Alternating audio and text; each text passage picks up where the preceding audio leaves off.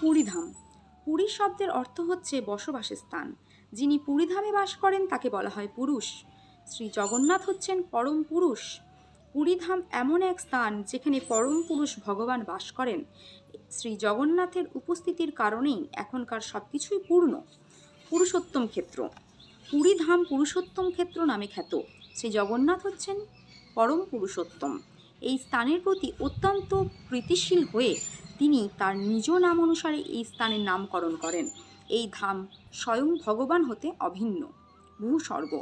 পুরীধাম এই ধরনীর স্বর্গ নামে খ্যাত। শ্রীক্ষেত্র। এই স্থান যদিও বিষ্ণুর ক্ষেত্র, তবুও এই দিব্যস্থান লক্ষ্মী দেবীর দ্বারা প্রভাবমণ্ডিত।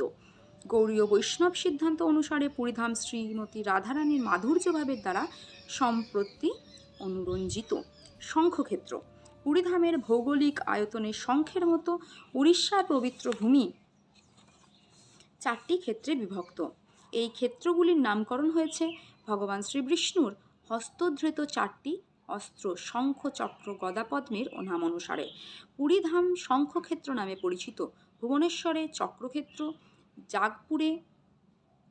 জাজপুরে গদাক্ষেত্র এবং কোণার্কে হচ্ছে পদ্মক্ষেত্র। নৃসিংহক্ষেত্র।